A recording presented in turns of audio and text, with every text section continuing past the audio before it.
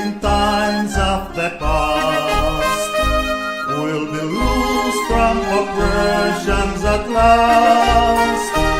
How united we ever will stand for the welfare of all in this land.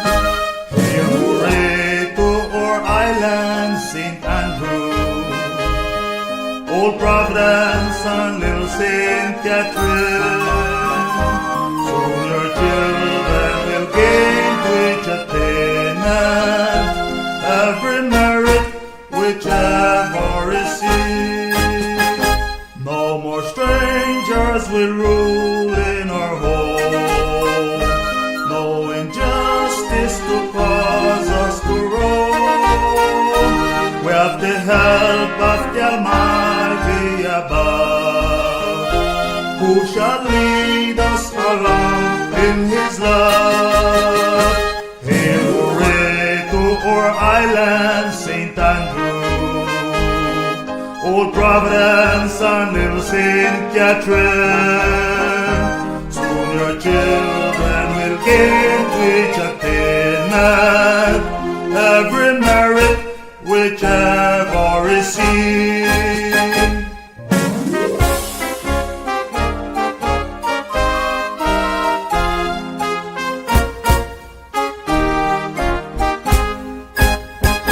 No more evil on us shall befall. Soon there'll be peace and justice for all. We're together as one in God's might. To gain freedom we'll win every fight. Hail hooray to our island, St. Andrew, Old Providence and Little St. Catherine. Soon your children will gain to each attainment, every merit whichever receive.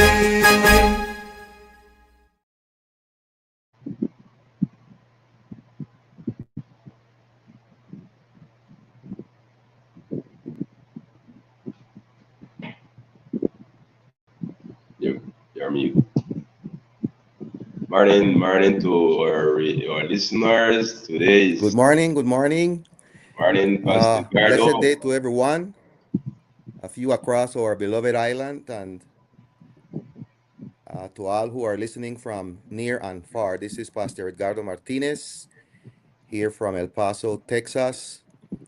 And today, with humility and gratitude, we inaugurate this new streaming radio program, Voice of the Raizal Nation. And this is a space for truth, unity, and healing. This is your program created for our people, our families, and our future. And we begin today in a time of deep pain. Our island is hurting. Our families are grieving.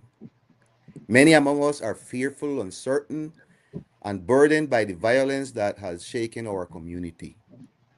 And yet, we gather here today because we believe that even in the darkest moment,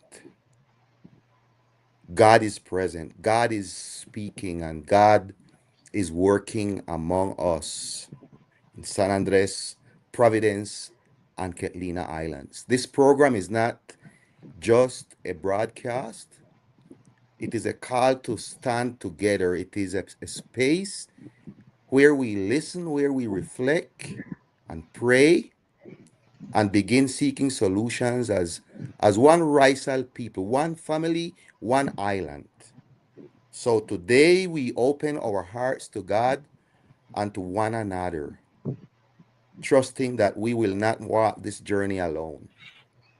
So thank you all for tuning in. Thank you for caring. Thank you for believing that our islands can heal, that peace can rise again, and that hope is stronger than fear. So let us now open this inaugural broadcast in prayer.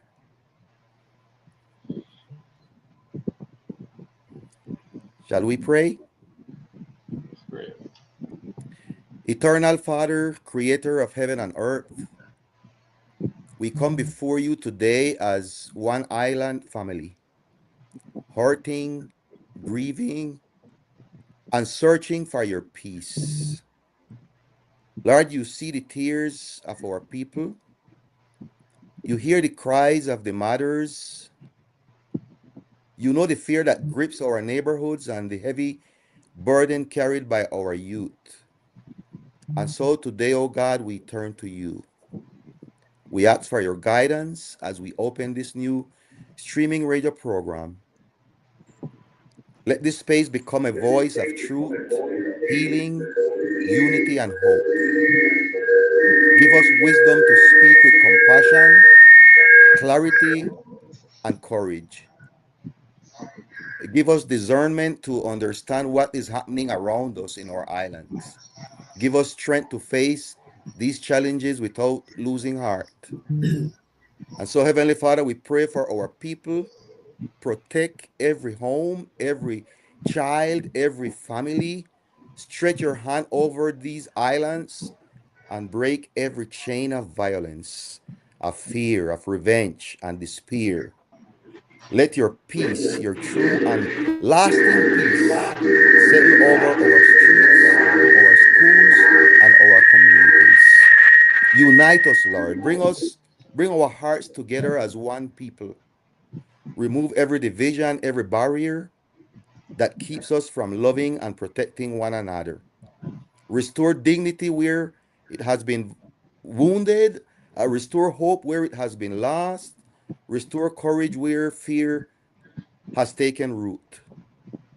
And as we begin this first program this morning, may your Holy Spirit guide our words and shape our thoughts and open a new chapter of unity and healing for our islands.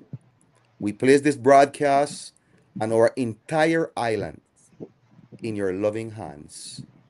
In Jesus' mighty and precious name we pray. Amen. And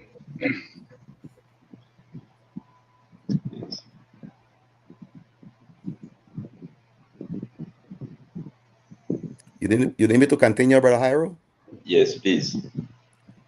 So again, good day, good morning, family of our beloved island of San Andres. As I was saying, today we gather on this new streaming radio program that is being cast out from down at the Christian University, led by the Raizal Authority and RDC, the Raizal Development Center.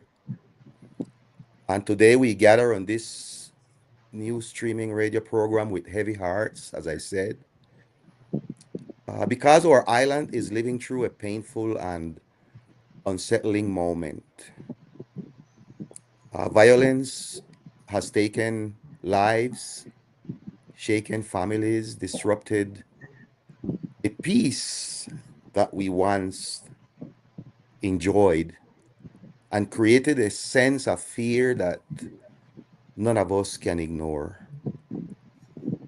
Shaken families that feel it in our neighborhoods, in our conversations, and in the silence that has begun to settle over our communities.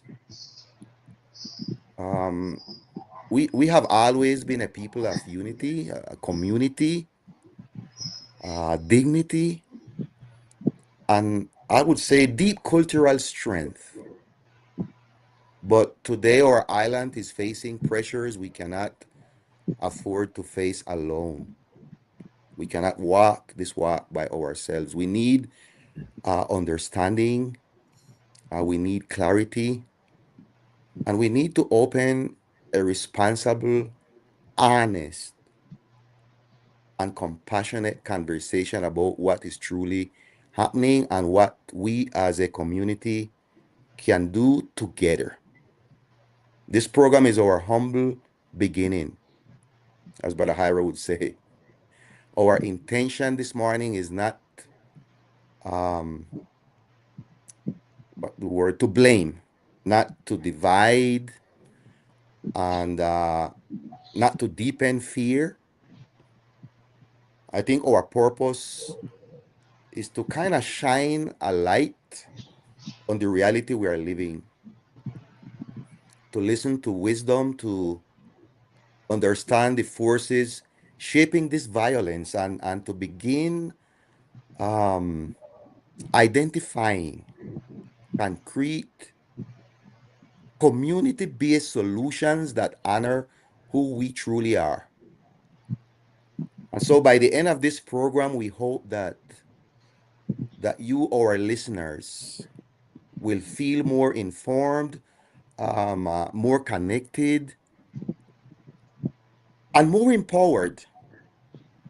We hope to begin planting the seeds of a peace movement that is rooted in truth, in unity, in community, and and definitely in collective responsibility. And we are honored to have with us Dr. Siegfried Castell Britton, who I just had the privilege to met last night, and I hope to get to know him a little better.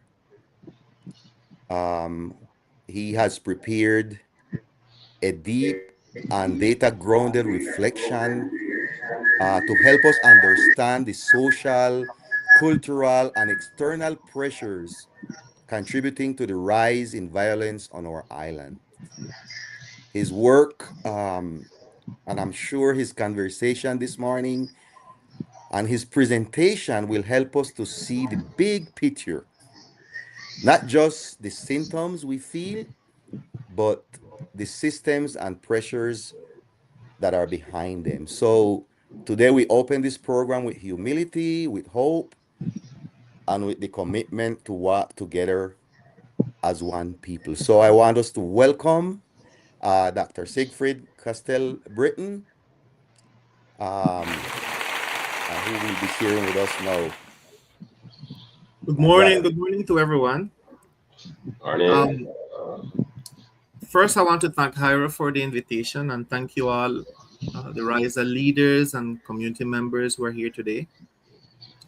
Also, those who join us online and those who will be watching this conversation later. Thank you all for listening to us. Speaking about violence is never easy. Let's start with the presentation, Hyra, please. yep, have it. So, speaking about violence is never easy, especially when it affects our own island, our families, and our daily lives. But the fact that this conversation is happening already says something very important.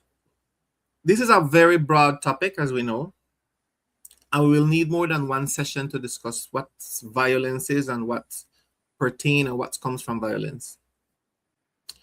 Violence grows when people remain silent, and I want to have this as a first sentence that I want you to think of. Violence grows when people remain silent. It begins to lose strength when communities speak, when communities listen, and when communities reflect together. That's why this space matters. So today is a very simple way of defining it. We are going to introduce a slide, and then we're going to explain the main idea, and then we're going to invite our other speakers to share their thoughts about it. So each guest will have 1 minute to comment on each ad and give their perspective as well. So we have violence on our island. I want to understand the problem and advance with collective solutions. Let's put the presentation again, Hyra, please. I'm not hearing.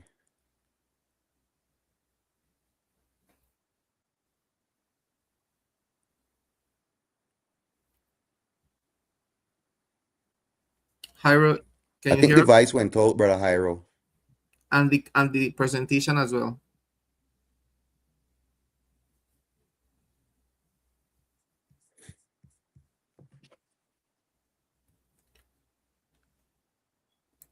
Pastor, can you hear me?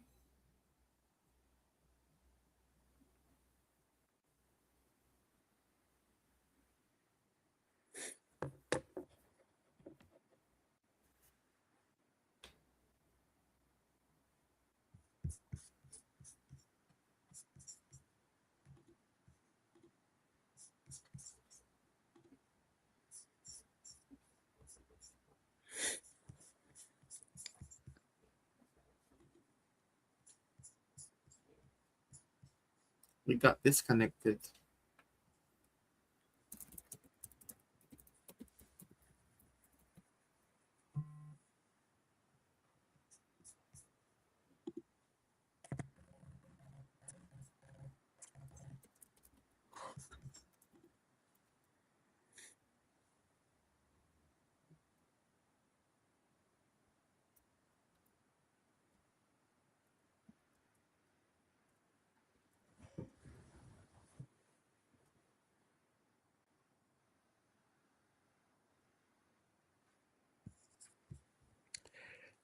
Okay, yeah, I'm not hearing Dr. Siegfried began our conversation uh, on the journey that he was taking us together is that violence never has a single cause. It grows from multiple pressures. And so this morning, what we want to do is to examine why violence has increased and what patterns are emerging. We want to consider population growth and social conditions that stretch our services. He Pastor, will excuse me. So they're discuss telling me unemployment, on the radio inequality, and that they can economic hear me. pressures on our youth, and look at external criminal forces that exploit our island's geography. Name the social and cultural strain, like fear and silence and weakening bonds, and help us understand the impact on families and youth. And hopefully, we have time to present concrete community-led pathways, like having better data, neighborhood vigilance, dialogue, and shared leadership. So, our aim this morning is not only to understand this crisis, but to leave with first steps we can take together toward unity, protection, and peace. Okay, they can hear me, Pastor. You can't hear So me, you but can go ahead, Doctor. okay, I thank you. think your sound is back. Okay, all right. So we were saying that this presentation is a community-based look at violence. It is based on data, and because data helps us to see patterns and changes over time. So the idea is that we are going to see if we can have the oh, they said that the light went off at the Christian University. So we want to apologize for the inconveniences. Harry is saying that the light went off at the Christian University. So let me see if I can share my presentation. I think I can. Let me check.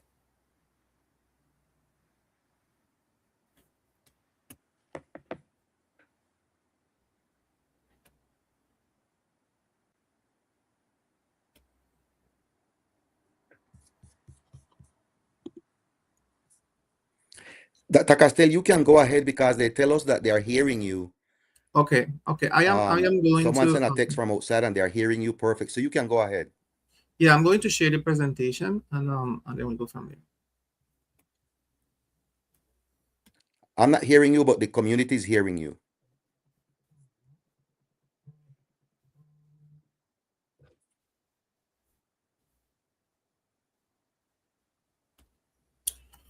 Okay. Hello. When we talk about violence, we're not talking about bad people or bad communities. So we want to have this clear.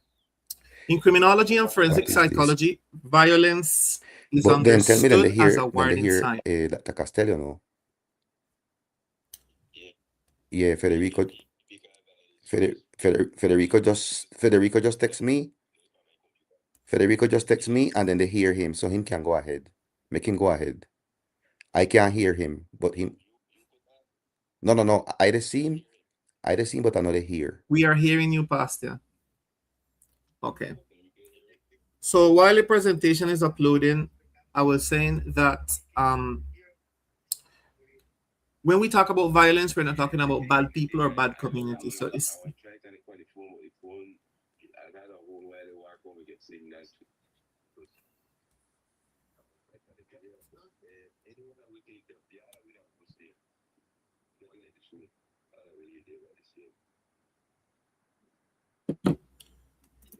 The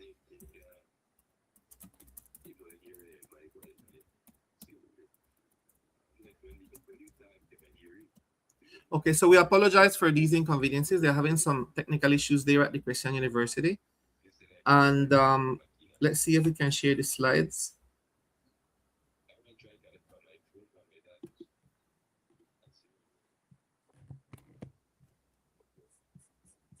Well, Pastor, it is correct. Only one or two way outside in the diaspora right now with that correct right now, no?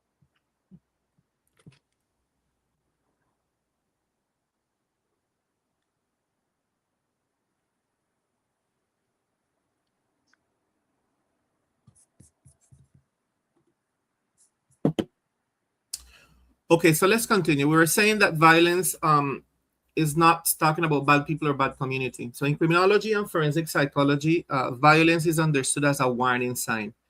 We need to speak first about what violence is before we come to a solution, right? So it shows that something in the social system is under pressure and no longer working well. So violence is not identity, and we need to have this clear that violence is not identity and it's not a culture either. It's a reaction to stress, overcrowding, and imbalance. So understanding violence this way helps us to move away from blame and toward responsibility and solution. So the goal of this conversation is to help us understand these warning signs together and to think about solutions that are realistic, respectful, and that led from within the Raizal community. So this conversation is not about fear, it's about clarity. And clarity is the first step toward protection. So I want to repeat this sentence. Clarity is the first step toward protection. So I want you to think of this briefly. How do you understand violence on the island? What do you think is signaling that you can say we have violence on the island? There is something that you can think of that telling you that violence is everywhere, right? So I want you to think of that. You that are listening, you can think of what is happening right now in our islands. You can think of killings, you can think of gun shooting, or you can think of robberies, you can think of whatever you can think of. But what about violence in your home? Can you think of violence in your home as well? Can you think of intra-violence in your home before thinking of violence in your community? Violence starts with yourself. Violence starts you being aggressive to somebody, especially maybe your family, and then it reflects also in the society. So let's think of that first. Again, we want to apologize for the inconveniences. And I don't know if you all can see here my presentation is not showing. They're having difficulties there in the Christian University, and we apologize for that. So in the agenda of this talk, we have violence does not appear suddenly. That's the first thing we want to talk about. Violence does not appear suddenly. So research shows it usually grows slowly when social, economic, and emotional pressures build up over the time. So understand this helps us move away from blame and toward responsibility. That's the first thing we want to think of.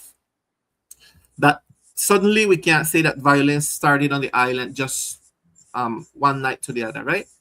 It appears suddenly. That's the first thing.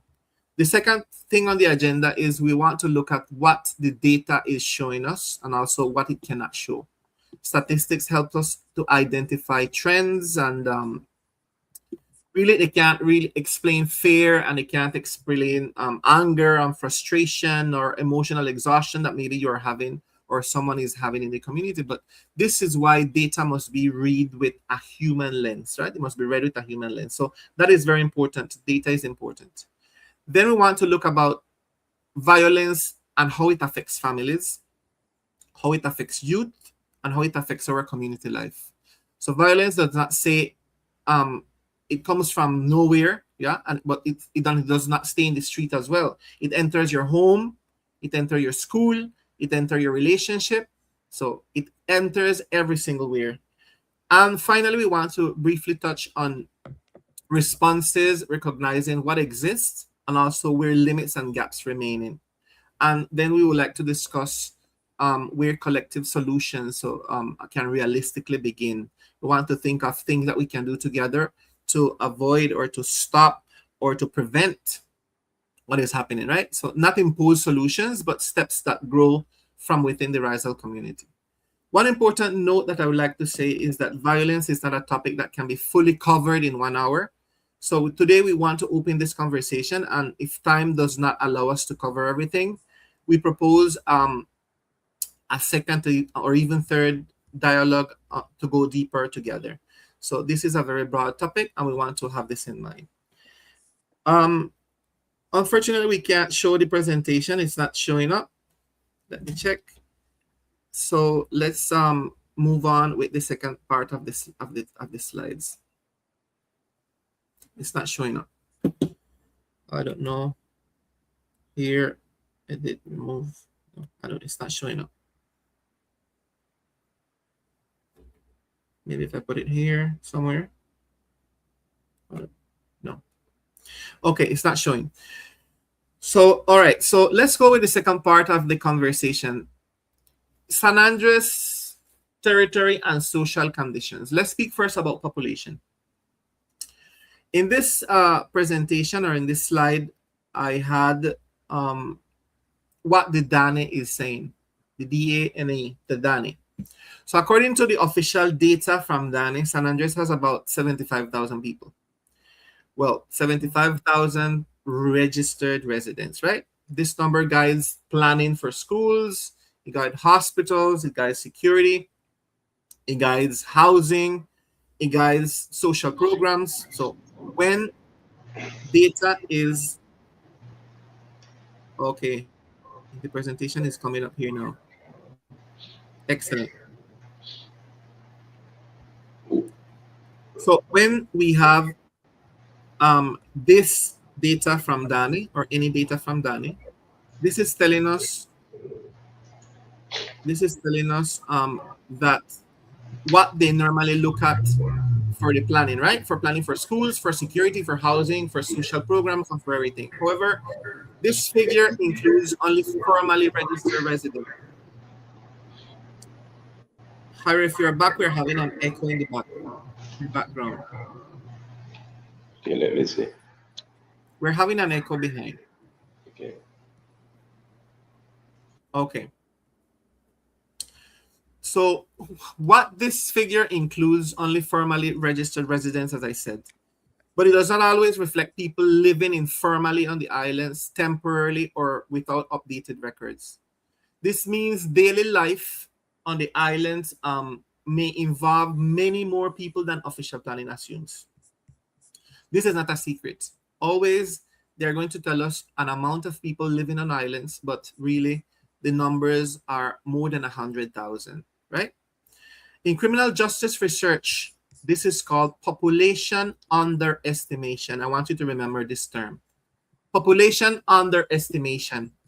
When systems are designed for fewer people than those actually living in a territory, services become overloaded.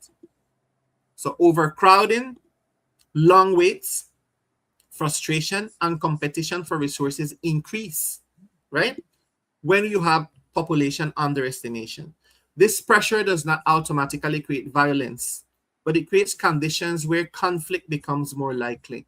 So I want to tell us a little bit about some researches that they did in Brazil, in Italy, in certain part of Italy, and small island communities. These research shows that the same pattern exists with population underestimation. When health, education, housing, security systems are saturated, daily stress increase, and aggressive behavior becomes more common. So violence rises not because people change. Yeah, we can't say that really people change, but because systems fail to respond, right? So let's go to this concept. I don't know if Pastor Edgardo can hear me now.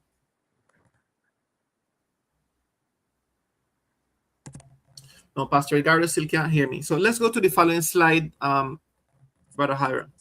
Okay, historical perspective on violence and crime. We can see here in this slide that violence and crime trends on San Andres Island gradually increased reported violent crime over recent years. Homicide rates fluctuating above national expectations for island territories. Shift from isolated incidents to recurring patterns. Violence linked to social pressure, not community identity. So before we speak a little about this, I want to maybe put you to think something. What experiences related to population pressure or economic stress have you noticed? What experiences related to population pressure and economic stress have you noticed? I want you to think of that. Let's speak first about the economic activity distribution. So let's go back one slide before we speak about the historical perspective on violence and crime. Go back one slide. So in this part here, I want us to speak about the fragile ecosystem and social dynamics that we have before we go to the following slide.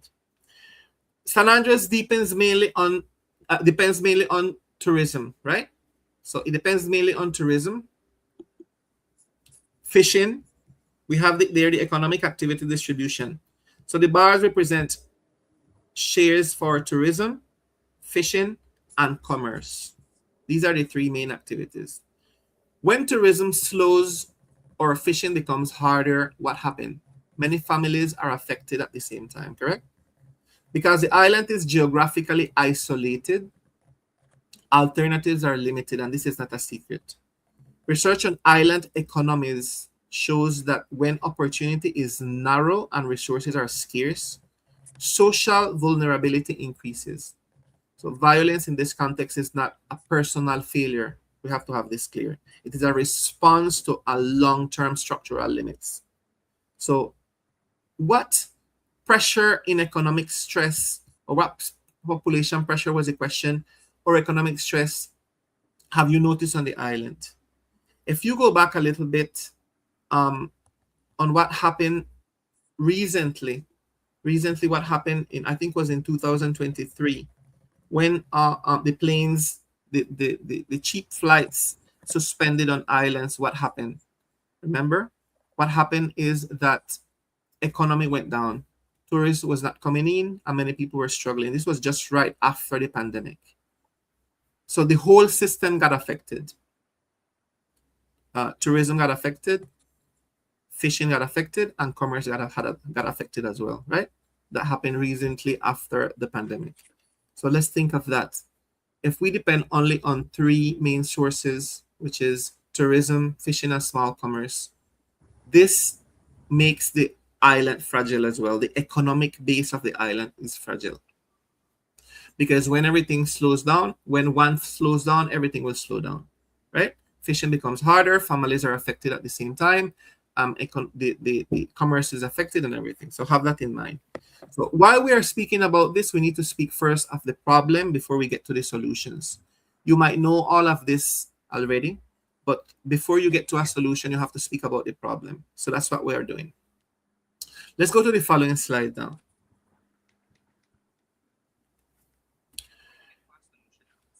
When we look at data over time, what we see is not sudden chaos, but a gradual increase in reported violent crime. Every year it goes up. 25 deaths, 45, it going up, right? More and more. Homicide rates have fluctuated at levels higher than what would normally be expected for an island of the size that we have, right? It's a small island and is overpopulated, that we know, and we know that. But what is important to understand is that violence has shifted from isolated events to recurring patterns. And this is, in criminology, a warning sign. When violence becomes recurring, it usually reflects structural stress. And I want you to remember this term, not moral decline. We can't say people getting worse, people getting bad. No, is a structural stress that is happening. So this point is very important because it helps us avoid misunderstanding what is really happening. The data does not show an island that suddenly became violent. It shows a slow change over time, where incidents began to happen more often and with more regularity. So we remember in the past that we had one sudden death, and you will speak about it for days, weeks, even months. Then you have two deaths, and it happened the same, 3, 4, and it goes up. Today, something is happening in the environment. Yeah, in the past, violence acts tends to be isolated. We have that clear, and they were shocking but not frequent. Over the time, however, the data shows repetition. So when violence becomes recurring, it tells us that something deeper is happening within the social environment. Again, for an island this size, homicide levels above what is normally expected are warning sign. Not a sign of moral failure, and not a sign that the community has changed its values, right? It's a sign that pressure has been building and that social systems are struggling to absorb that pressure. So research and criminology and social psychology consistently shows that when violence becomes patterned rather than exceptional, this cause is usually structural.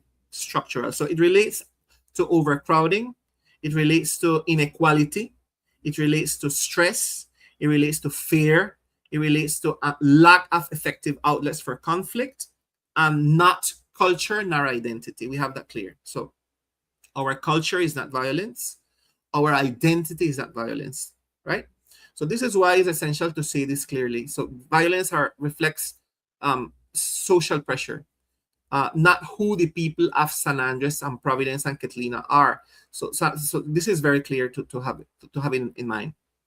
Understanding this protects dignity, and it allows us to focus on solutions instead of blame. So we're not blaming Colombian government, we're not blaming the Ghanaian population, we're not blaming the police, we're not blaming the people, we're not blaming, that this is what we have to have clear. This is not a blame, but is speaking about the problem to be able to come to the solution. We have to have that clear.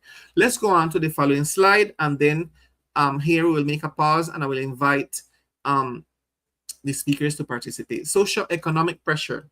So in this part here, I want us to think of youth unemployment, economic dependence, income inequality, and informal work. One of the strongest source of pressure on the island is economic. That is clear. Many young people face limited opportunities, unstable jobs, uncertainty about their future. They know what's going to take place. This is constant uncertainty that is happening, and it creates frustration and emotional strain. Income inequality and dependence on only few economic activities, as we mentioned before, increase this pressure. So when an economy relies mainly on tourism or small commerce, any disruption affects many families at the same time. A bad season, an economic crisis, a policy change can suddenly remove income from entire neighborhoods. So this will leave people with very little room to adapt or recover. I was mentioning the flight suspension of low-cost airlines in 2023, right after the pandemic. So flights to the islands dropped sharply, if you can remember. According to reports by Semana, published in Semana and other magazines, daily flights were reduced by more than half. And because most local income depends on tourism, many businesses lost clients almost overnight. Taxi drivers, hotel workers, beach vendors, and small shop owners saw their income fall suddenly, and many families struggled to cover basic needs. Informal works adds another layers of stress on our island. So when we speak about informal work, many people live day to day. That's not a secret, right? Focus on survival rather than long-term planning. In these conditions, it becomes harder to manage emotions. It becomes harder to think calmly, and it becomes harder to respond peacefully to conflict. So stress builds up not only financially, but also emotionally and in relationships. So let's have this also in mind. What this slide is showing us is a type of daily pressure that does not allows that not, does not always appear clearly in statistics. Uh, Many young people grow up feeling that no matter how hard they try, opportunities are limited. Jobs feel temporary, insecure, or informal, and the future as well feels uncertain. So we are speaking about what we know to be able to come to solutions. Research in social psychology and forensic psychology, also in criminology, is clear on this point. Chronic economic stress, um, it happens in many cities around the country, and not just in Colombia, but in worldwide. I did some research in in um in in criminal justice and restorative justice program that I conducted in Medellin and Cali, and in all these places in unprivileged neighborhoods, and so you can see that opportunities are limited, especially for young people, right? But this chronic stress that you see in many places does not create violence by itself. It weakens patience, it increases impulsive reactions, and it reduces trust between people as well. So many people are not just trusting in one another. Before, in back days, you could go downtown and you could tell your neighbor, "Oh, I'm going downtown." You leave your house open. Neighbor will go in and take water if they want. You could leave your house, your windows open to catch the fresh air. Today, you can't leave your window open, right? So that is something that is happening, and we know about it.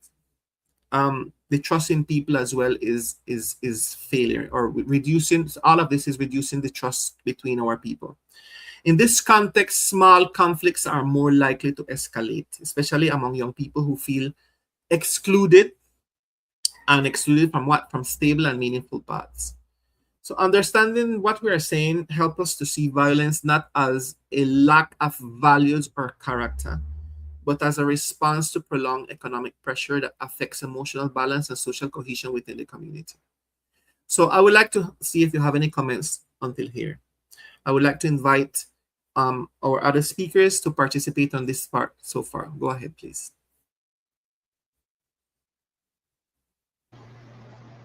Yes. What we notice here, you are emphasizing much on the economical pressures or tension, right? That's what we notice here. Youth unemployment, in community. Yes, we believe in part they have a connection. We always think that they have a connection logically with the density of population, no? That make all this the access to work and the availability of much work very difficult in a small territory. So we coincide in this much. Very good. Thank you, Jairo. Pastor Edgardo, you can tell him. Yes, Pastor. Um, yes, are you all hearing me? Yes. Yes, Yes. sir. Um, when numbers don't match reality, prevention efforts are always behind. That gap can turn into risk on the ground. Is there any partnerships that we need to correct the data and the planning? That's a very good question. And also, Doctor, you describe a shift in the nature of incidents. What changed in the last few years? Like, are there specific neighborhoods or contexts where recurrence is most visible, or warning signs? Very good question as well, Pastor. So we are going to continue with the following part, and what you are saying will be covered during this part. External criminal pressure on the island. So neighborhoods in particular is being affected, and we are speaking in the entire island of San Andres. It's not just one particular neighborhood where specific population is there, right? I'm having a feedback, Cairo. I'm hearing my voice repeating. Pastor Piano, okay. Let's see. Okay, go ahead. Okay, so the external criminal pressure on the island. We know that the strategic location within the Caribbean transit routes, we know the presence of external criminal networks, violence linked to territorial control, not local culture, and increased availability of weapons and illicit economies. What these points describe is the external dimension of violence on the island. We know that our island is located in a strategic area of the Caribbean. This position makes the island attractive not only for tourism and commerce, but also for criminal activities, criminal networks that operate across borders. Name them, you know their names. So these networks do not emerge from the community. They come from outside, bringing interests that have nothing to do with Raizal values, nothing to do with traditions, nothing to do with our ways of life. Their goal is control of routes, territory, and illicit markets. I'm still hearing a feedback, Hiram. When violence is linked to territorial control, it changes its nature. It becomes more organized, more intimidating, and often more lethal. So the presence of weapons and illegal economies increase fear and disrupts everyday life, even for people who are not directly involved. Sorry, I'm still hearing a feedback. This type of violence is not a cultural expression as we mention it over and over. So we have to have this clear.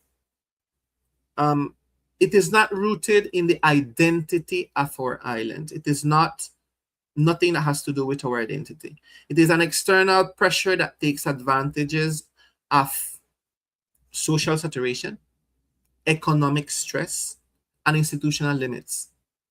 And we have research as well on organized crime that shows that these networks grow where systems are already under strain.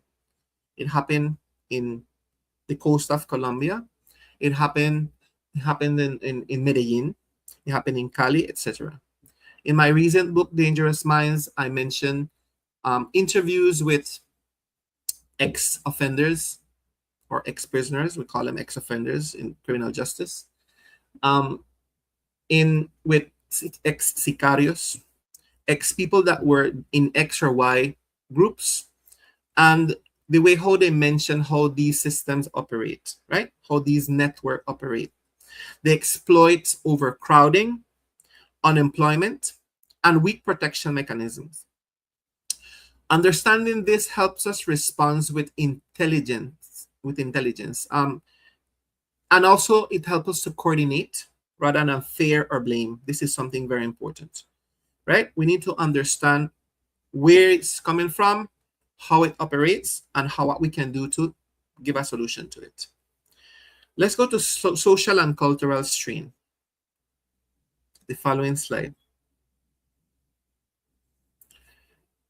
This is something as well that we have clear, that in this slide we are describing. I just had a quick question, Doctor. Sure, go ahead, please.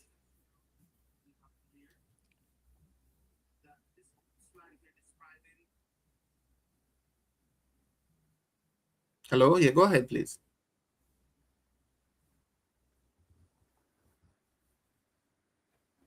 Pastor, can you hear me? Yes. So, what are the most common misconceptions about this rise in violence?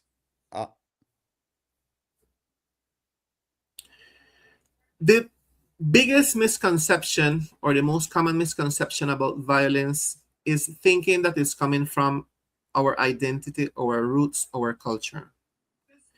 And one of the biggest one as well is to think that it's coming from bad people, from the increase of that people is becoming bad, quote unquote.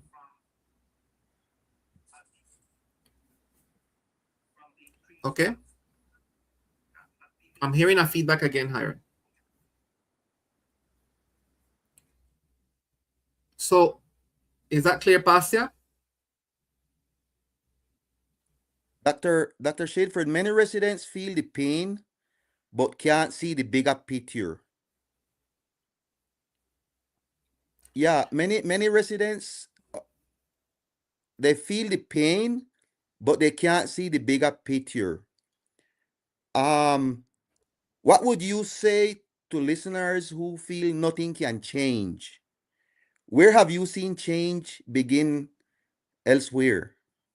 Sure, that is a very good question, and that's why we have to speak about the problem before we come to the solution.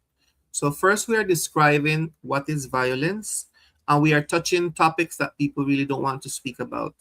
We mentioned that silence is one of the biggest problem we're having. People really don't want to speak about what is happening because of fear. So the first step is to speak about what is happening, to acknowledge that the problem is there, and then we will come to the solution, right? And we will get to the solution with some proposal that we have. So let's first discuss what is happening, and then we will get to that part of the solution, okay? All right. So in the social and cultural strain, we know that we're having some issues, yeah?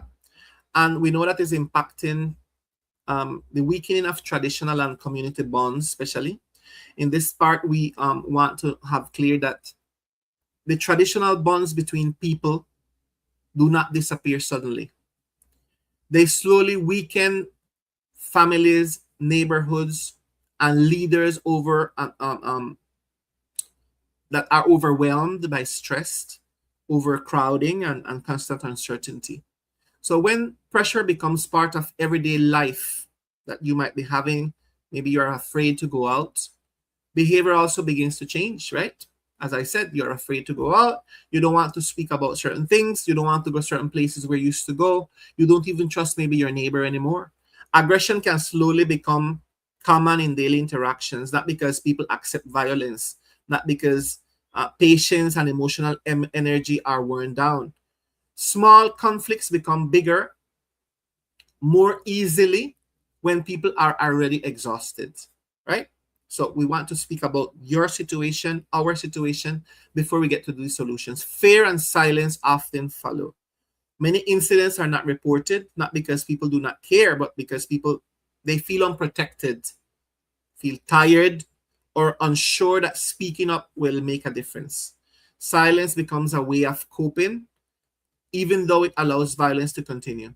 So many people, I interviewed, for example, many girls that were abused in Medellin. And for years, they had this pain, with them because no one believed in them, not even their family. Violence inside the home and control over partners also increase in these conditions. Because we speak about violence in our community and we think that violence is just a gun shooting or a killing or a robbery. What about violence in your home? Yeah, research shows that when social and economic pressure rises and when many things going on in your family, you lose control, right? Especially in your household. And this is not about culture, as I said before. It is about stress.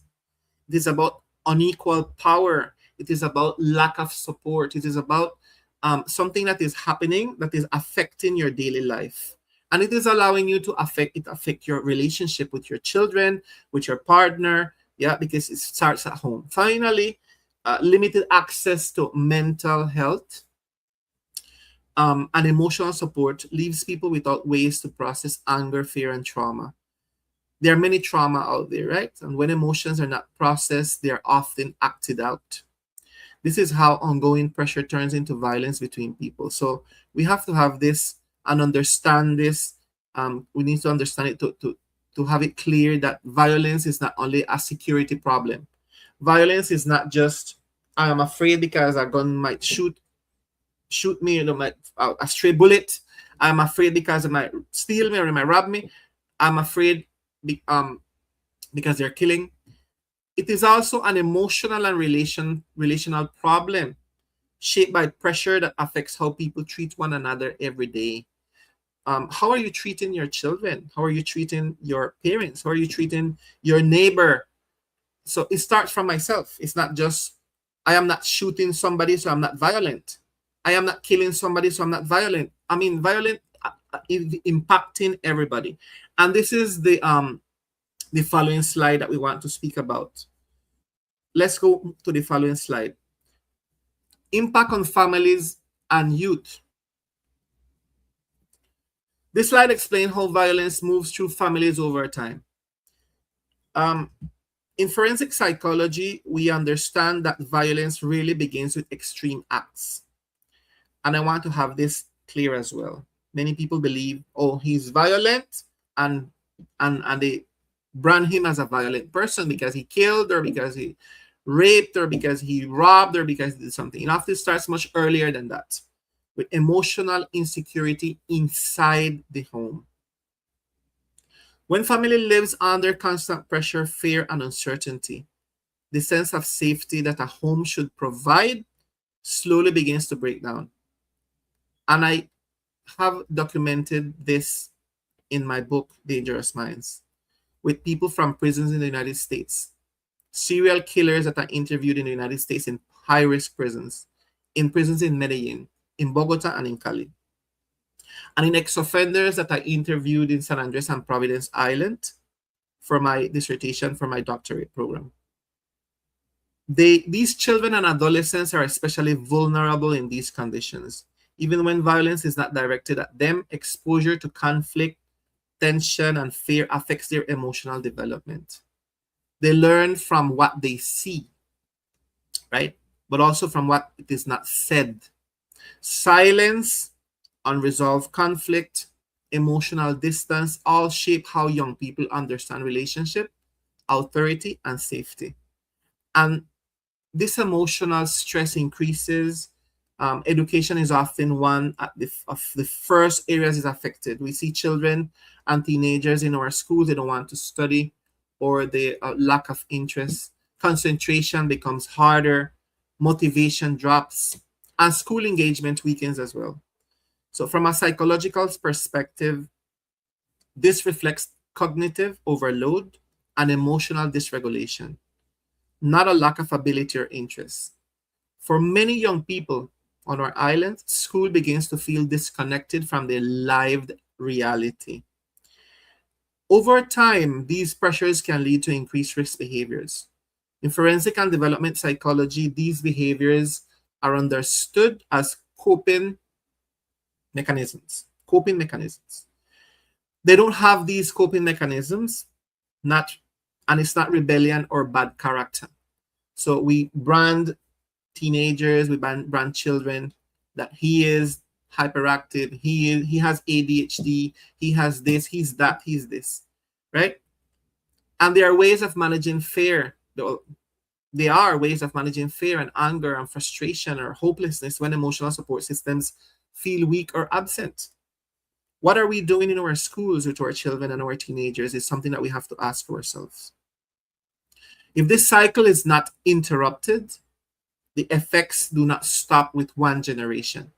So patterns of emotional insecurity, conflict, and violence can repeat across families and across time. And this precisely is what we refer to as long-term intergenerational effects. And I'll repeat that. Long-term intergenerational effects, or the intergenerational transmission of violence.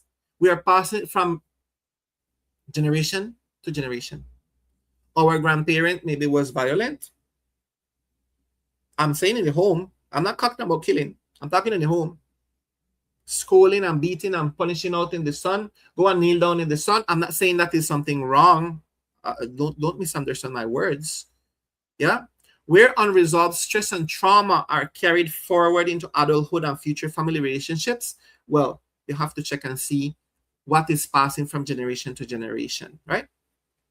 And I'm not saying our generation is violent. Have this clear. But understanding this process is essential because it shows that preventing violence is not only about stopping crime. We are all thinking we have to stop the crime on the island. Of course, we have to stop the crime on the island, but it is about protecting families. It is about supporting parents. It is about strengthening schools and helping young people develop emotional stability, regulation skills, and hope for the future. If you are living in an environment of violence, you can't just stop violence from one day to the other. You have to use a lot of what?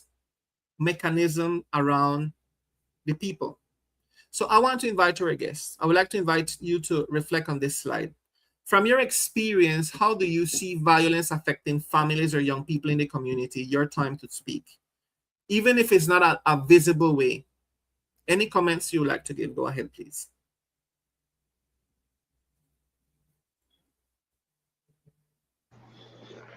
Yeah, well, yeah, we are aware of that also, Dr. Siegfried, with the intergenerational effect of violence coming from far, far behind. Even from slavery time, those type of violence that our ancestors suffered on the African root, for sure, have a transmission to the other generation coming down. We I personally believe that it was cutting down, because with new laws that are in the country that protect the children them now, you know, this office that we call the instant familiar. We talk at least the physical violence might be decreased, but as well, it's not only the physical one, right? Is that the attitude that they may have, the verbal violence, another one at home that might be continued transmitted, and that come from pressures that parents get from outside in their difficulties, economically, etc. Very good, Hiram. Pastor or anyone else that is connected, you'd like to participate? Brother Enrique, Pastor. One of the way that the violence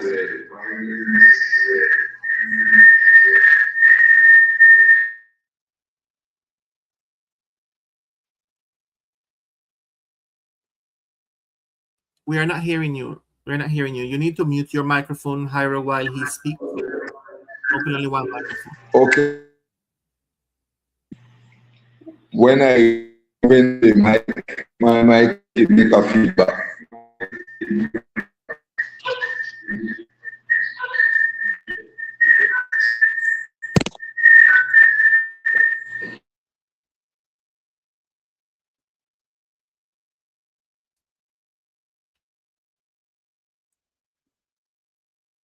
We want to give our apologies to the community for our technical issues. This is our first presentation, and we will be having technical issues until we sort them out.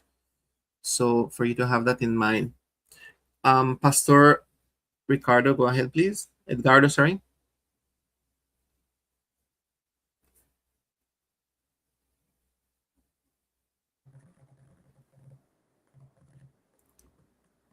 Pastor Edgardo, can't hear you.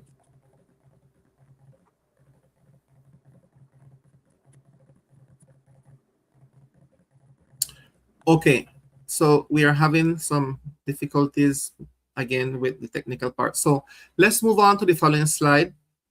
Ira, please.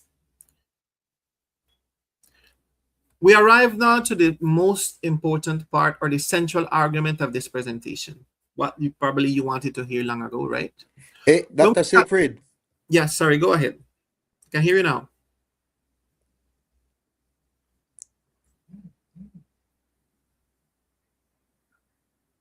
Go ahead, Pastia. Hey, Dr. Castell, I think you mentioned earlier that violence grows in silence. You know that trustworthy local messengers are essential.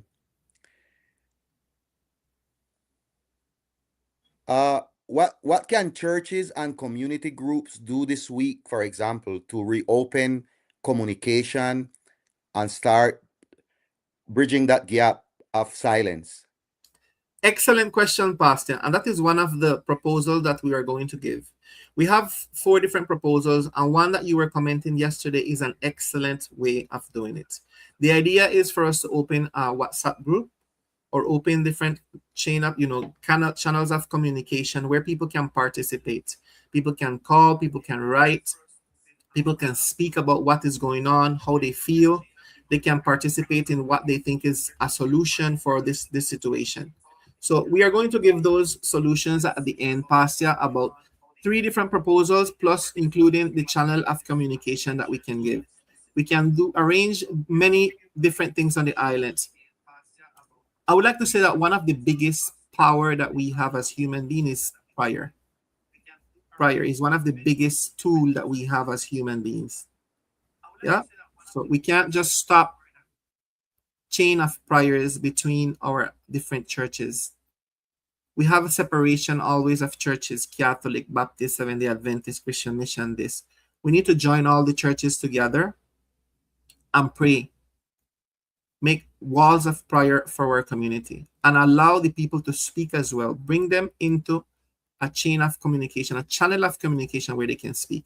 But let's speak about that after we speak about the main problem of the situation, which is population pressure and social saturation.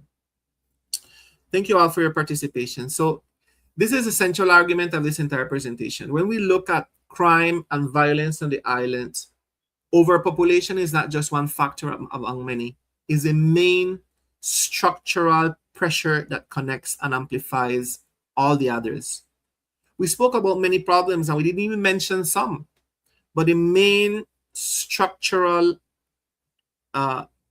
situation or the main structural pressure that we are having, is overpopulation. San Andres was designed both socially and institutionally for far fewer people. Housing, schools, health services, policing, transportation, and even informal community regulation were built around smaller population. When the number of people living on the island exceeds that capacity, of course, pressure becomes constant and unavoidable, right? We have research in criminology, research in urban psychology, research in environmental psychology, which are very clear on this issue. When population density exceeds the capacity of social systems, crime and violence, of course, will increase. I have some articles published about that, by the way. Even in communities with strong cultural values and social bonds, this pattern has been documented in large cities, refugee settlements, informal urban areas, and even on island territories around the world. We have studies that show that overcrowding increased stress, overcrowding increased irritability, overcrowding increased emotional exhaustion. It reduces patience and increases conflict over space, over resources, over opportunity. Yeah? The guerra del centavo, the guerra de la droga, the guerra de this, the guerra de that. A lot of different people coming in to try and rule territory. In these conditions, small disagreements escalate more easily and violence becomes more frequent. Not because people change, we have to have that clear. Not because islanders or Raizal become violent, no. But because the environment becomes overwhelming. Importantly, research also shows that this type of violence is a situational thing and not a cultural thing. Yeah, it emerges when too many people depend on systems that can no longer respond effectively. So schools become overcrowded. Health services are overwhelmed. Policing becomes reactive instead of preventive. And informal community regulation also weakens. So in this sense, violence becomes a symptom of social saturation. It is a system signaling that is overloaded, right? So this does not remove personal responsibility, but it helps explain why violence can rise even in communities that value peace and coexistence. That is why any serious conversation about crime and violence on the island must address overpopulation honestly. For years, we have been speaking about we are overpopulated. We are overpopulated, but what are we doing about it? Without confronting population pressure, other interventions will remain limited, temporary, or reactive. So this is not about exclusion. So this is about sustainability, about protection, and about fairness. A territory cannot remain safe when it is asked to carry more people than it can humanly support. I live in the Cayman Islands, for example. We have 75,000 people. 75,000 people, and they think it is too much. and Cayman is a lot bigger than San Andres Island, right? So we are bigger and we have 75,000 people. San Andres is a lot smaller and we have over 100,000 people or more, because the Dani is saying something. And that is what we come to in the following slide. In the following slide, we need to rush because the time is running. Why accurate population data matters. In this part, I would like to explain that many well-intentioned efforts fail. Even when people are working hard, right? When planning is based on underestimated population, everything that follows is affected, as I said before. Budget is affected, services affected, prevention strategies affected. So health system as well, we know the health system we have is overcrowded. Schools struggle to serve too many students.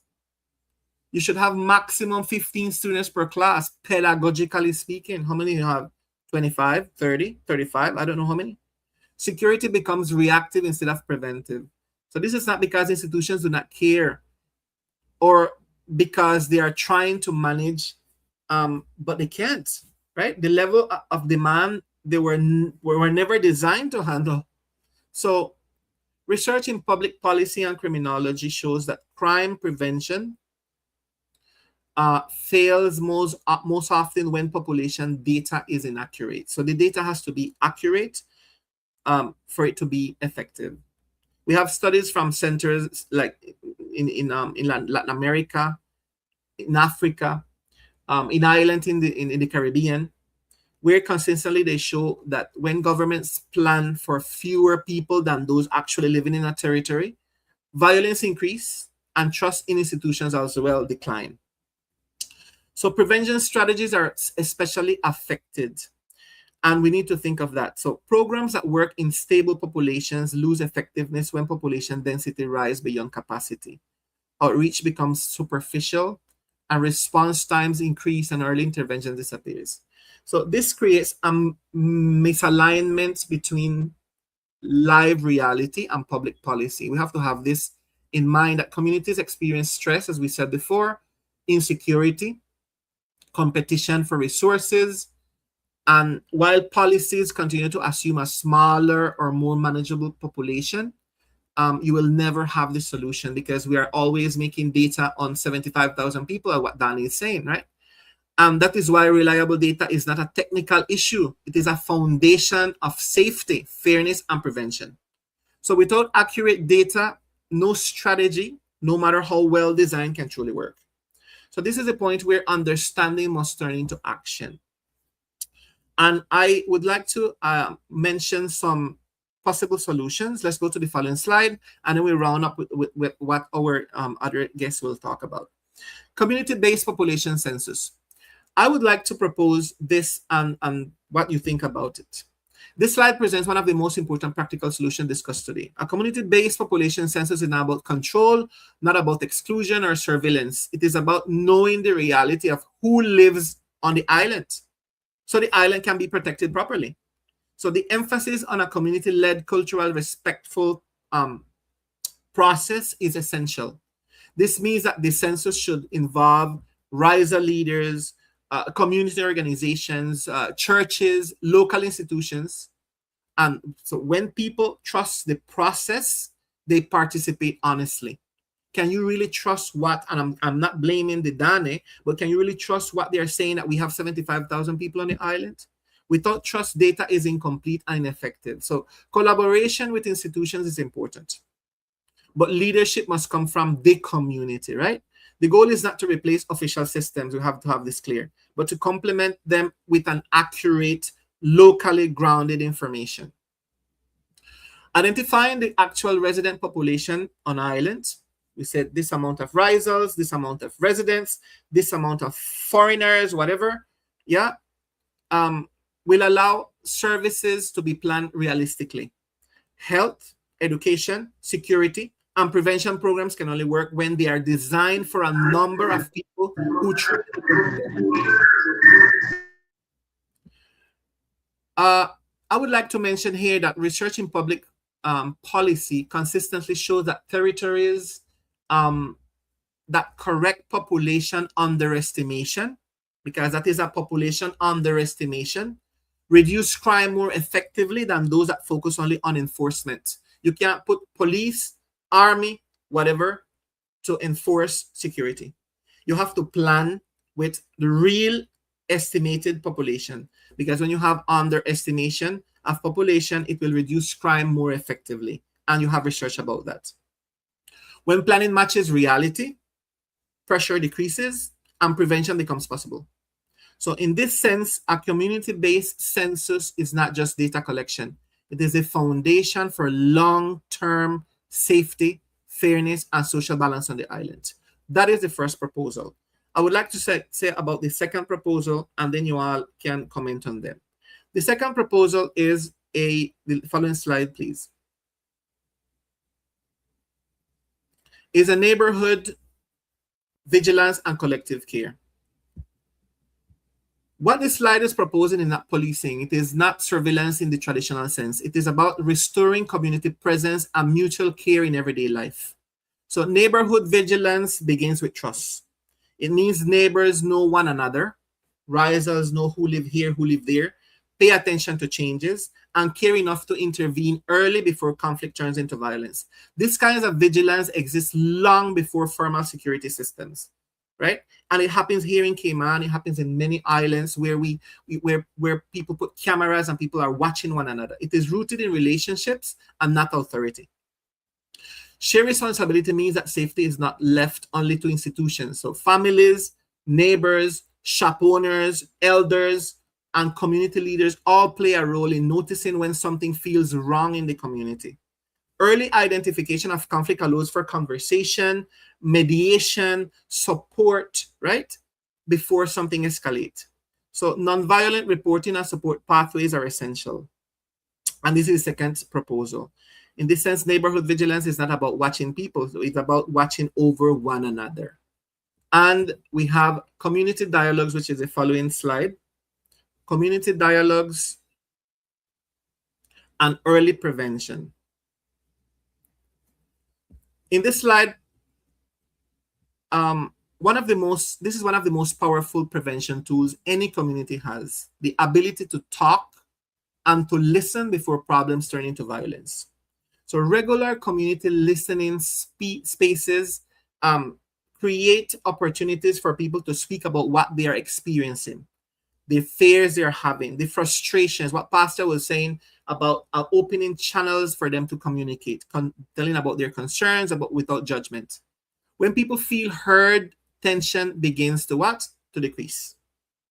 Silence, not conflict, is often what allows violence to grow. So violence grows when you have silence. Safe dialogue between residents and leaders is especially important. Leaders cannot respond to problems they do not hear about, and residents cannot trust leaders they never speak with. So dialogue builds trust and restores connection. Early identification of social tensions allows community to act before situations explode. So most violent incidents are preceded by warning signs and unresolved disputes and rumors and emotional distress, all of this. So when the signs are recognized early, intervention can be supportive rather than punitive. Here in the Cayman Islands, for example, you have the MPs, the Member of Parliaments, and they go around and they visit the communities, and you have the leaders in the neighborhoods, and you have the famosas Junta de Acción Comunal in San Andres. I don't know if they're working. That you have the community leaders that go and talk to the neighbors, and you have cameras that people put on their houses and watch one another house and watch one another neighborhoods, one another shops and neighbors. The neighborhood need to act, all the neighborhood together, and you need to have spaces where people can come out and speak of what is happening. That is very important. So until here, we have some different solutions. We have number one, the census, population, like a census in the community. We have surveillance or watching one another, and we have community dialogue and early prevention. These are just three of the possible solutions that we can start giving, and with the community we'd like to invite people to join and tell us what you think about it. So you have the word now. Go ahead. We have Dr. Ralph with us. Welcome. Yes, we welcome Dr. Ralph. Yes, thank you. Thank you. Good day. I've been listening for a while and to the very interesting topic and very needed space to really explore and diagnose our situation and look for solutions. I have a question for Dr. Castell. Um, how is cultural clash saying it in other words, loss of self-image because of imposed cultural values that are different from your home's values. An example, children of Raizal parents who might be Protestants, whose parents might not speak English, and who initially see their parents as their role models, go to school where the teacher does not speak English, listens to another type of music, and is of a different religion who they try to impose on him. Does that open avenues for violence, for loss of self image and violence? Of course, Dr. Ralph, that is a very good question. And I speak precisely in an article I published recently about identity restoration theory. Identity restoration is very important when it comes to avoiding violence in a community that is little by little being observed by other culture. We have loss of identity, and this need to be established in homes, schools, and precisely the dialogues that we can establish among the community. That is one of the principal part of the Raizal community. The Raizal leaders need to start restoring identity in our community, right?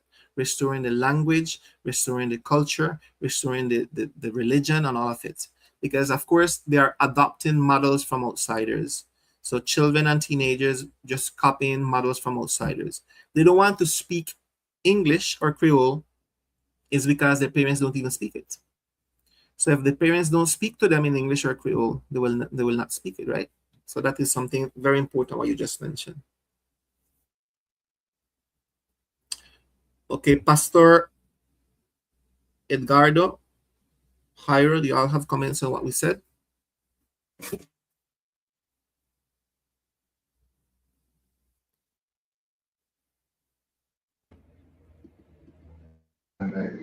We take clear note of these three proposals that you already identify as the solution, you know, and we noticing that the three of them is around precisely the autonomy of the people, because this is what you identify. The three of them are rules from the community side.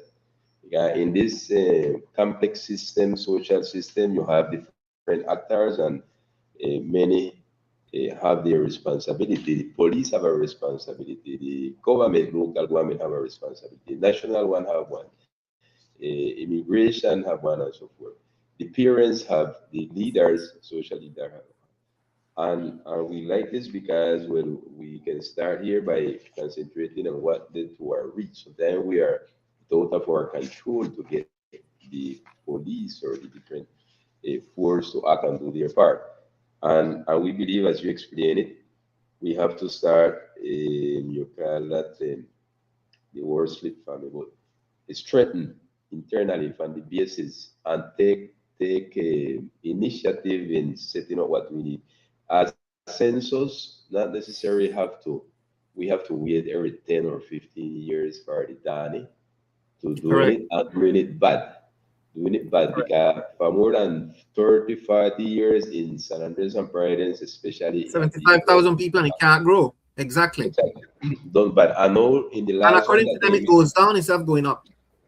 made in 2018, it was terrible bad, not only for the Raizal now, but for every single soul in the country, especially the other ethnic group, in such a way that it caused that many organizations had to end up by the Inter-American Court of Justice to sue that census, to make a complaint against that census. So closing here, we have to take, and we can do it. We can manage it ourselves. We can count ourselves, not only count ourselves, but count ourselves with quality variables to know who we are, how much we are, what we have, what we don't have, what problem we have, where we are, and so forth. I welcome that and I like that. Thank you. Very good. Let's go to the I had following. a quick question Go ahead. in regards to the census, Dr. Castell. Yes, sir. Once we collect this data, what is the most important first step you think we should take as a unified community to ensure that the findings lead to real change rather than, just another report that we have? Policies internationally, policies are made by the collective of people, of the collection of people. So when the community says, this is our data, this is what we have, then they have to accept it. The local authorities or the national authorities, or whatever we want to call them, again, we're not blaming anyone on this talk. They are not accepting the real data for a purpose. We're not going to say which is the purpose, but you all know which is the purpose. So the overpopulation was something planned, and that is not something that we are not, we can't mention. It was planned to overpopulate our island, right? So they really don't want to say how many people really exist on the island. And every year it goes down. But if we have statisticians, we have real professional people taking action, we have lawyers, we have a lot of professionals that can make a real census and involve all the people and say, this is what we have, then they have to accept it. This is the population. Make your budget according to the population. But if you're sending budget to the island for 75,000 people, you have more than 100,000, well, then everything will be locked in, right? Okay, let's go to the following slide because time is running. Let's go to the following slide and then we comment on this as well. I'm having a feedback, Hiram. Raizal leadership and shared responsibility. Okay, here we have cultural and community leaders as guardians of cohesion, families, elders, and youth as active participants, institutions as partners, not directors, shared accountability for prevention and care, and leadership rooted in identity, as what Dr. Raizal was saying, and dignity. This slide speaks directly to who carries the responsibility for protection. So the idea of this is that cultural and community leaders play a central role as guardians of cohesion. Leadership here is not only administrative or political. It is moral, cultural, and relational. Leaders help maintain balance, transmit values, and hold the community together during moments of stress. In every single church, no matter how you call them, Seventh-day Adventist, Baptist, Christian Mission, Catholic, however you call them, you have what? You have elders, right? And the elders are placed in the church for a reason, to help your group of brothers and sisters together. After the pastor, you have the first elder, second elder, and you have different elders in the church. In our community, we need elders. So prevention does not happen only in offices or institutions. It happens in homes, in churches, in schools, in daily interactions. Elders carry wisdom and memory. Parents shape behavior and emotional regulation. Youth are not only at risk, they're also agents of change, and they're included and supported. So the whole community, right? Institutions are necessary, yes, but they must act as partners, not as directors. When solutions are imposed from outside or from above, trust weakens. When institutions listen and collaborate with local leadership, responses become more effective and legitimate. So share accountability means that no single group carries the burden alone. Safety and care are collective responsibility. And we must have this clear. When responsibility is shared, pressure is reduced and coordinate improves. You might be saying, sitting there and listening to us today, how can I participate? Of course you can participate. No matter if you are a child, a teenager, an adult, an elder, no matter if you are a professional or you're not a professional, no matter what, you have specific role in all of this. Leadership rooted in identity and dignity is what gives solutions strength and continuity. So when people feel respected and seen, they are more willing to participate. They protect one another and sustain long-term change. So the long-term change can happen with our census from our own people. We count ourselves. We say, this is what we have. This is the data.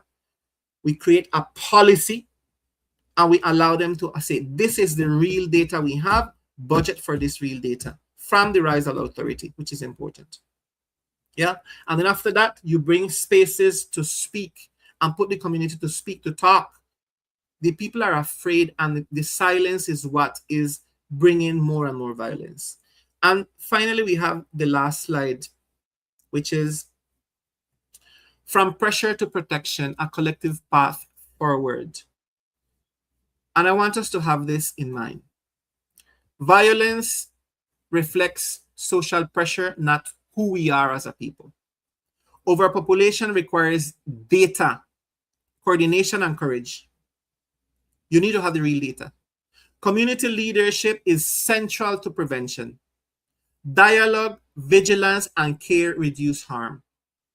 Protecting the island means protecting its people. This is finally the slides that brings everything together. Violence does not define the islands, and it does not define our people. What we are witnessing is not a loss of identity or values, really. It is the result of pressure that has exceeded the island's capacity to absorb it, right? Overpopulation is what is affecting every single thing, affecting our identity, affecting our children, affecting our roots, affecting every single thing. Don't think on violence as the gun shooting, the killing of a person, or just the robbery. That is part of the violence. That is part of it. Overpopulation sits at the center of this pressure.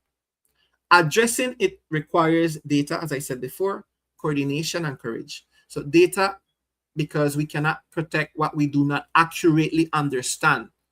So coordination, because no single group can solve this alone. And courage, because speaking honestly about population pressure is not easy, but is necessary. So community leadership is central to prevention. Raizal leaders out there, all of you, all of us, families, elders, churches, and youth already carrying much of the responsibility for social balance.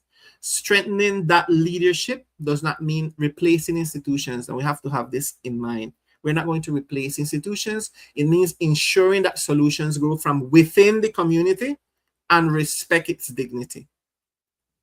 And we have the dialogue and vigilance, as we mentioned before. Dialogue and vigilance and care are not soft responses. Research shows that they're among the most effective ways to reduce violence in saturated environments.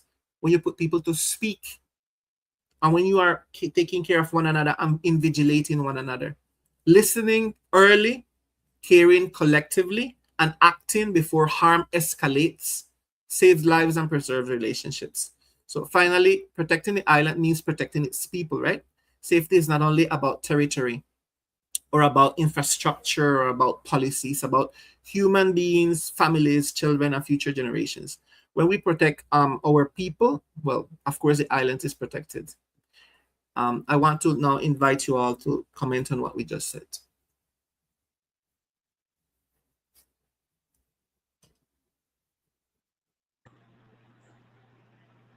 Okay.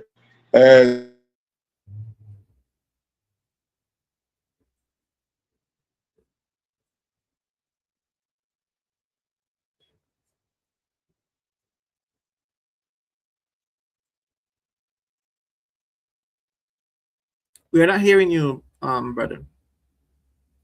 Not hearing you.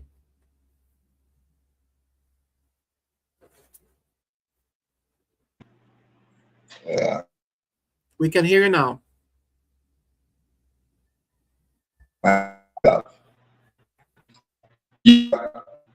One of them,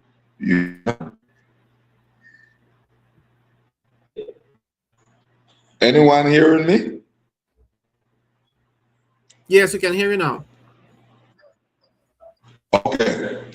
I say, I repeat, I thank Brother Castell for this very, very, very punctual and effective, is effective dissertation. What we have to understand, Raizal, this were perfectly designed long time ago, and it's perfectly executed. But we can't sit down and decide that it will continue. Listening to final remarks lead me and lead us to understand that we have a job to do and we have to do it and start doing it. And we have to do it and the thing that I understood last time, the last part of the segment, that we will replace institution. But I think that the institutions, they have to be replaced by our intervention. Why? Would who have the last say and our demands and our to carry out the different changes that we have to carry out in whatever manner? I don't think so. So we have to set up the system that as Excel, we determine what our course will be, because the changes will be an innate come from us, as what the acronyms FUBO mean, from us, by us. Because then we might do all the things that you line out and you outline here today, and it's fine. But how the change, or how the central government, they, I mean, they have the final say.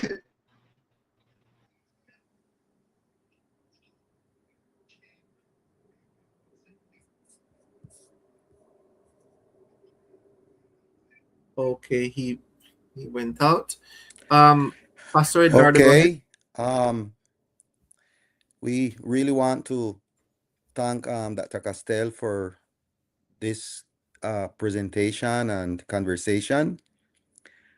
I would just, as a summary, as a conclusion, I would say that, as he mentioned, that even as violence cast a shadow over our youth or people in San Andres and Providence, it does not define who we are or who we can become. I think that when our community chooses to unite, families and churches and leaders and neighbors, we can begin to break the cycle that is passed from one generation to the next, as he was sharing. And so by listening to one another, through honest community conversations, dialogue, by caring for each other, as he was recommending, through neighborhood vigilance, and by understanding our reality, through a community-based census, something that we need to come together and do as a community. And when we take practical steps that turn fear into safety and trauma into healing and despair into opportunity. So San Andres and Providence, we walk away with hope that we will rise, but when we rise together, choosing peace, investing in our youth, and believing that every young life is worth fighting for. So, given our deep desire in our community to break this cycle and rise together, he gave us at least 3 good recommendations, practical steps that we can all begin taking as families, as churches, as schools, and local leaders to help rebuild trust, heal trauma, and create safer pathways for our youth. So God bless you. God bless you, Dr. Castell, and I hope we can continue this this conversation um, on this critical topic of violence on our island. Amen, Pastor. Dr. Ralph, would you like to participate?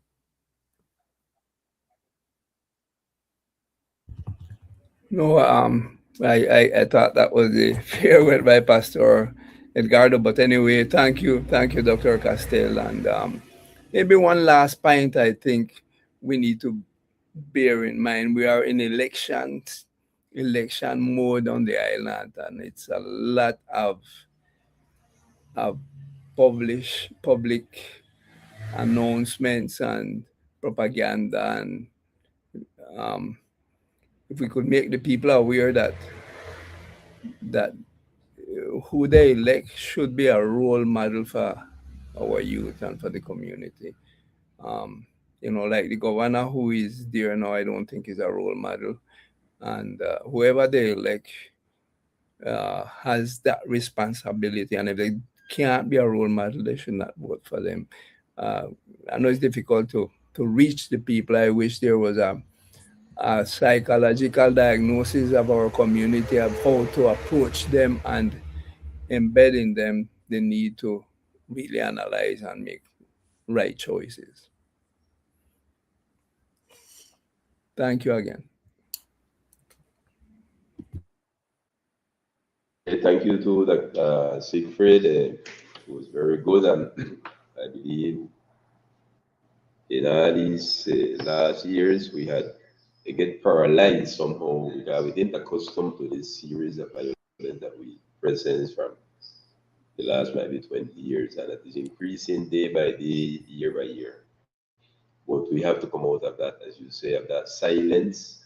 We have to speak out, we have to talk amongst us, we have to react, and we have to act. And we have to take the leadership and not keep back expecting that the other actors that are not doing their role, we think that it's only them alone have part in this. And we will do it. Thank you. So thank you all then for listening.